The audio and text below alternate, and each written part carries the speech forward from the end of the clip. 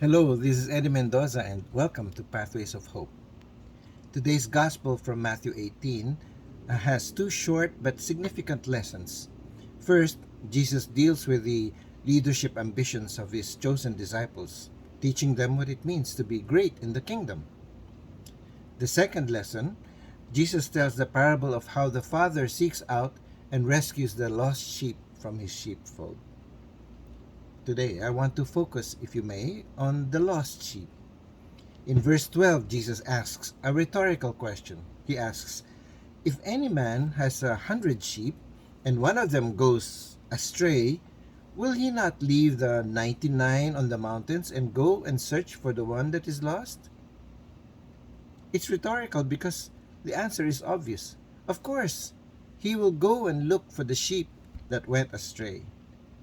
And the lesson that Jesus points out is this. He says, God, your Father in heaven, he says, is like that shepherd. He does not want any of these little people to be lost, not even one of them. And who do you think Jesus was referring to as the people who are like the lost sheep? Well, let me tell you some stories. Many years ago, my wife and I, Daisy and I, with our kids, were visiting Singapore and enjoying a park somewhere in the city. I don't remember exactly. We rented bicycles for each of our kids, and they biked around exploring the nice, huge park.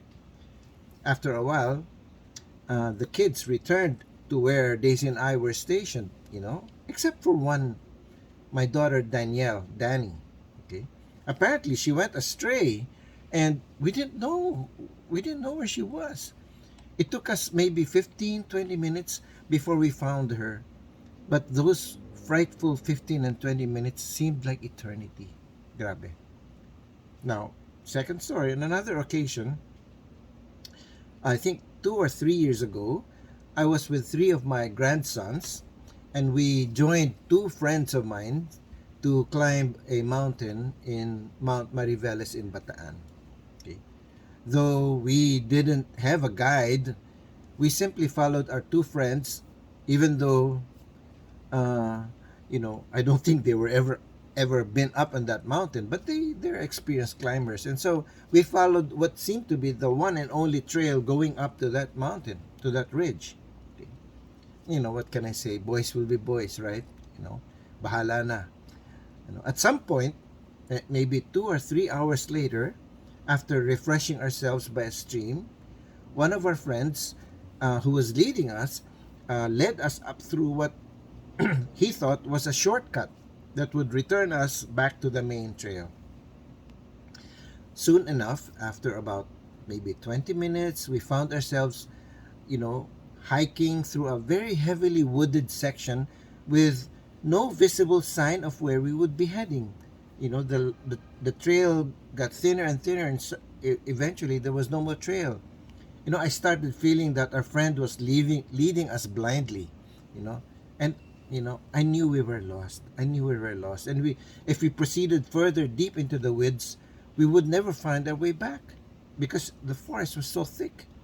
That's when I said, "Stop, stop," and I instructed everyone to head back to the stream. Let's go back to that little river. Thankfully, we found ourselves back in that stream, and we reoriented ourselves and discovered the proper trail. Imagine, imagine if we had remained continuing and attempted to plow through that forest. We would probably be eventually be exhausted, and we would be desperately lost, and maybe even spend the night in the jungle without provisions and without shelter. And even more frightening was the thought that, except for Daisy and the father of my grandsons, except for them, nobody else knew that we were in this mountain. I mean, and how would they ever find us? You know, it freaked me out thinking about it. But what's my point? No one wants to get lost, right? I mean, who wants to get lost? Yet, many of us make decisions that lead us astray from where we aim to be or where we aim to go, right? And I don't mean just physically getting lost in unknown territory like my stories earlier. I mean life in general, We can get lost in our relationships. We can go astray in our career or our vocation or our business. Maybe maybe we start off with good intentions, but then we get distracted, we go astray, then we lose track of what is important and find ourselves wandering aimlessly, you know. And it may seem like we're in a good place, you know. We would eventually soon discover that we're actually missing out on important things that are vital for a full, productive, and meaningful life. This is true. This is true not only with the things that occupy our time and attention, such as studies or career, business, or relationships. This is true also about our own character, our personality, including our emotional and spiritual well being. It's easy to lose our sense of balance and direction and security. And especially in our modern times today, when we are confronted with so many attractive options, so many resources to do anything and everything we set our minds to, and it costs so little to shift our attention from one thing to another, from one focused thing to another.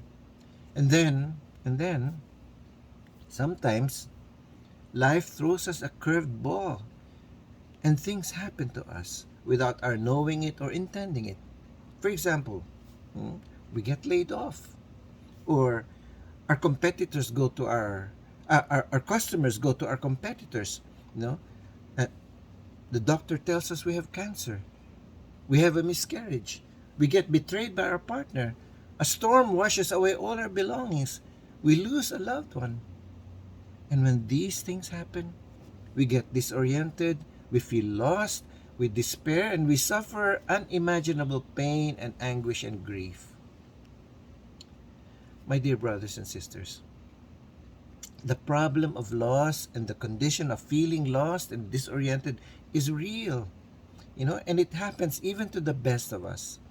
And it has a tendency to resurface in a different variant throughout all our lives. If it's not one thing, it's another. But you know what?